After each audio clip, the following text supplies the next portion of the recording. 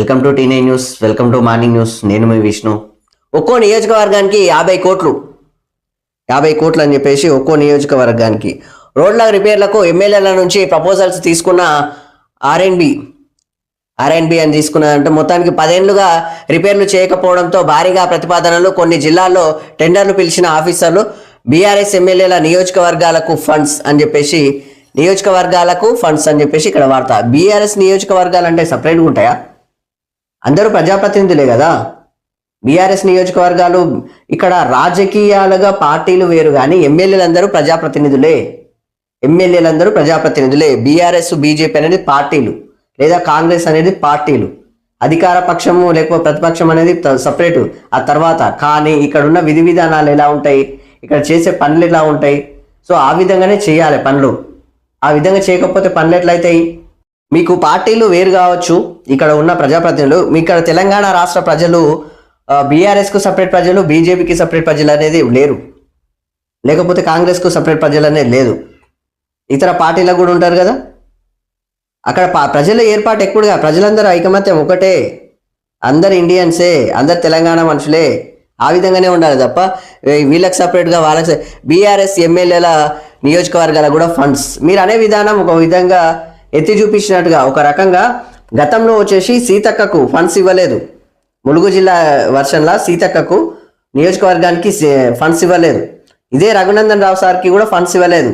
సెక్రటరియట్కు వచ్చిర్రు వాళ్ళు, ఫండ్స్ ఇవ్వండి అబ్బా అని చెప్పేసి. కోర్టుకు కూడా పోయిండ్రు. ఇది చెప్పకనే చెప్తున్నారు, సంతోషం, మంచిదే. వాళ్ళని ఎత్తి చూపించినట్టు కూడా చెప్తున్నారు, సంతోషమే.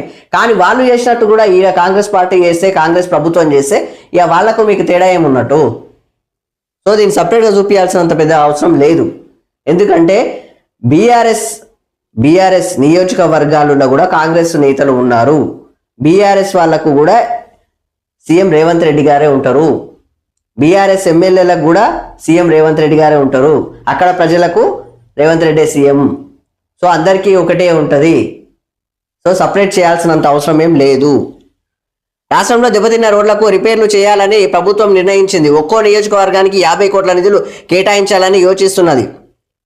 ఇందులో భాగంగా నియోజకవర్గాలకు రిపేర్లు చేపట్టడానికి రోడ్లు పనులు ప్రపోజల్స్ పంపాలని చెప్పేసి ఆర్ఎండ్బి డిపార్ట్మెంట్ ఎమ్మెల్యేలను కోరింది.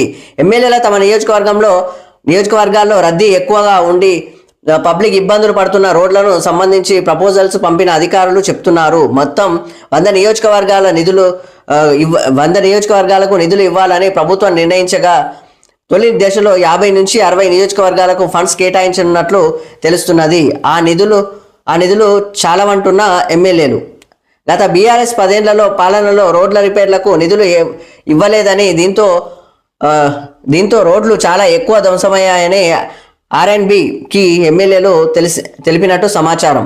ఇలాగే ఇటీవలే భారీ వర్షాలు, వరదలకు 100 కిలోమీటర్ల మేర రోడ్లు దెబ్బతిన్నాయని, బ్రిడ్జిలు కల్వర్టులు కొట్టుకుపోయాయని చెప్పినట్టు తెలిసింది. ఈ నేపథ్యంలో 50 కోట్ల నిధులు సరిపోవని వారు అంటున్నట్టు సమాచారం అని చెప్పేసి ఇక్కడ వార్త.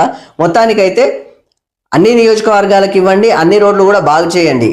అక్కడ తెలంగాణ రాష్ట్రానికి అప్పులు ఉన్నాయి, ఇది వాస్తవానికి మాకు తెలుసు. కాకపోతే కొద్దిగానన్నా అక్కడ పనులు జరిగేటట్లు చూడండి. ఎందుకంటే గత పార్టీ లెక్కల, గత ప్రభుత్వం లెక్కల ఇక్కడ ఉండకూడదని మిమ్మల్ని, మీ పార్టీని ఇక్కడ అధికారంలో కూర్చోబెట్టడం జరిపింది ఈ యొక్క తెలంగాణ ప్రజలు.